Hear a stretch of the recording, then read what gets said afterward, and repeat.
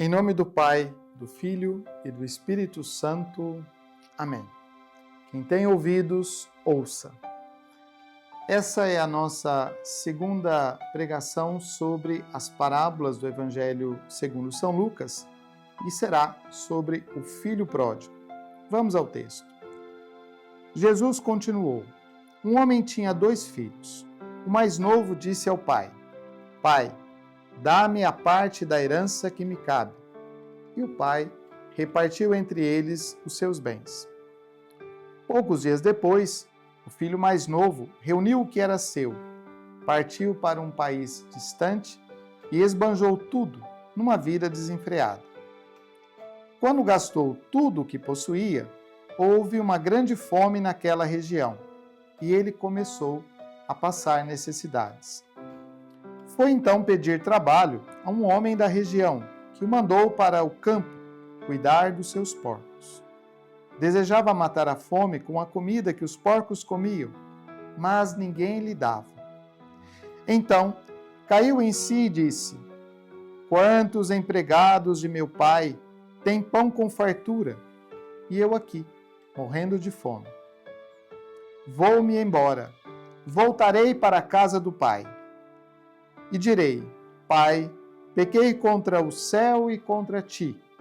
Já não mereço ser chamado teu filho. Trata-me como a um dos teus empregados. Então partiu e voltou para junto do seu pai. Estando ainda longe, seu pai o viu e encheu-se de compaixão. Correu-lhe ao encontro, lançou-se ao pescoço e cobriu-o de beijos. O filho começou a dizer: Pai, pequei contra o céu e contra ti. Já não mereço ser chamado teu filho. Mas o pai disse aos empregados: Trazei depressa a melhor túnica e vestiu. Colocai um anel em seu dedo e sandálias aos pés. Trazei o novilho gordo e matai-o. Vamos fazer um banquete e festejar. Pois este meu filho estava morto e voltou à vida, estava perdido e foi reencontrado. E começaram a festa. O filho mais velho estava no campo. Quando voltava, já perto da casa, ouviu música e dança. Chamou um dos criados e perguntou o que estava acontecendo. E ele respondeu: Teu irmão voltou e teu pai matou o novilho gordo, porque o recuperou com saúde. Ele ficou com raiva e não queria entrar. O pai saiu e insistia com ele. Mas ele respondeu ao pai: Eu trabalho para ti há tantos anos. Jamais desobedeci a uma ordem tua e nunca me destes um cabrito para festejar com meus amigos. Mas quando volta esse teu filho, que devorou teus bens com prostitutas, matas para ele o novilho gordo. Então o pai lhe disse: Filho, tu estás sempre comigo, e tudo o que é meu é teu. Mas era preciso festejar e alegrar-se, porque este teu irmão estava morto e voltou à vida, estava perdido e foi reencontrado. Essa parábola de Lucas, ela tem algumas particularidades e é uma parábola que sempre nos toca, porque esse sentimento do filho que retorna é um sentimento profundo, mas a misericórdia do pai que acolhe o filho é ainda maior. Uma primeira questão sobre essa parábola é que a terra não é apenas um pedaço de terra, uma posse material, mas ela é posse de Deus. A terra é um dom de Deus que é dado a alguém. Portanto, ter em herança, receber em herança a terra, é justamente receber um dom de Deus. Vender este dom de Deus é algo impensável. E é exatamente aquilo que o filho mais novo faz. Ele vende a herança para gastar da maneira como queria. Um segundo ponto é que esse direito ele é transmitido dentro da família. A terra que pertence a Deus e que é dada ao pai de família, ela é transmitida entre seus filhos, mas ela não pode sair desse contexto familiar. E aqui, mais uma vez, o filho não apenas rejeita a posse que é dom de Deus, mas ele rejeita, inclusive, pertencer a esta família. Essa parábola nos coloca dentro de um contexto que vai muito além simplesmente das coisas materiais, mas de como se trata o dom de Deus, como se vive essa relação com Deus. E outros elementos que nós podemos meditar a partir disso. Quando o filho mais novo pede a sua parte da herança, ele está antecipando a morte do pai. É interessante que pensemos sobre a herança. Quando é que alguém tem direito à herança? Depois da morte dos pais, quando se faz o inventário, quando se faz as maneiras legais para receber aquilo que foi deixado. Mas aqui, o filho mais novo toma uma atitude que nós podemos dizer violenta. Ele vai até o pai e pede em herança aquilo que lhe pertencia, mas que na realidade ainda não pertencia, porque o pai está vivo. E o pai, de nenhuma maneira, ele rejeita esse pedido do filho, mas ele satisfaz, ele vai de encontro àquilo que é o pedido do filho. Certamente com profunda dor, com profunda angústia, mas ainda assim ele cumpre isso. Pedindo a herança, o filho está rompendo com a comunidade e vendendo o dom de Deus para usá-la de uma maneira egoísta. Aqui existe um corte. Não é simplesmente uma viagem para um país distante, não é simplesmente uma viagem em busca de prazeres, mas é o rompimento com os laços familiares. É o rompimento com Deus, porque a terra é dom de Deus, mas é também o rompimento com os laços familiares. Para esse filho mais novo, a família não tem importância. Muitas vezes, essa história do filho pródigo, ela se repete nas nossas famílias. Filhos que abandonam seus pais, que abandonam os laços familiares, que abandonam as relações familiares e que se vão para terras distantes, que quebram esses laços em nome da busca do prazer, do encontro de melhores condições, mas que, enfim, quebram esses laços familiares. Quanto sofrimento, quantas dores só passam pais, mães que perdem os seus filhos. Não os perdem porque morreram, mas os perdem porque eles, de uma maneira egoísta, se afastam de todo o convívio familiar. Esse foi o erro de querer uma liberdade sem relação com a comunidade. Esse é o erro de muitos que hoje também procuram uma liberdade sem nenhum vínculo familiar, sem nenhum vínculo com pessoas que realmente se importam. E é interessante ver como isso acaba.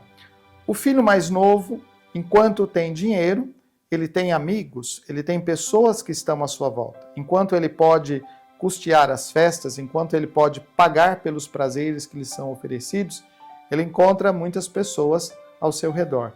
Mas a partir do momento que o dinheiro acaba, ele experimenta a solidão. A família é o único refúgio, é o único lugar em que nós não estamos ali porque valemos alguma coisa, mas porque somos amados. E ali nós somos amados e experimentamos o que significa ser família, o que significa ter a dignidade de filhos e filhas amados por esta família. Aqui, além de experimentar a solidão, ele experimenta também a fome, a miséria. Fome e miséria que são causadas pela sua arrogância. Na casa de meu pai, a fartura de pão. Na casa de meu pai, a fartura, existe dignidade. E só a partir disso é que esse filho reconhece a sua condição. O filho tem uma atitude, o filho mais novo tem uma atitude que é muito interessante. O gesto de levantar-se e ir ao encontro do pai. Vejam, ele busca voltar à casa do pai, não porque quisesse experimentar o amor do pai, mas porque estava com fome. É um pensamento ainda egoísta, porque ele não é capaz de pensar que o pai seria acolhedor a ele. Como é que ele iria voltar para isso? Não é muito pequeno o número de pessoas, de filhos, filhas, e às vezes até maridos, esposas, que se afastam do lar e depois têm vergonha de retornar. Entre os moradores de rua, por exemplo, nós encontramos pessoas que passaram por um sofrimento muito grande e que às vezes não têm coragem ou pensam que não serão recebidos em suas casas. A vergonha ainda é um medo que afasta as pessoas. E o filho mais velho, ele quebra essa vergonha, mas não por virtude, e sim por medo de passar fome. Mas ele se levanta. E o gesto de levantar-se na Escritura, ele é muito forte, porque ele recorda aquilo que acontece na ressurreição. O ressuscitado está de pé. O verbo que se usa nessa passagem é esse ficar de pé. Ficar de pé significa estar ressuscitado. Aqui é um princípio de ressurreição. Ainda que não seja por virtude, mas por medo de passar fome, ainda assim, este gesto é o gesto de alguém que quer fazer um caminho novo. E o filho mais novo, ele faz esse caminho. O gesto de levantar-se é mais do que físico, é espiritual.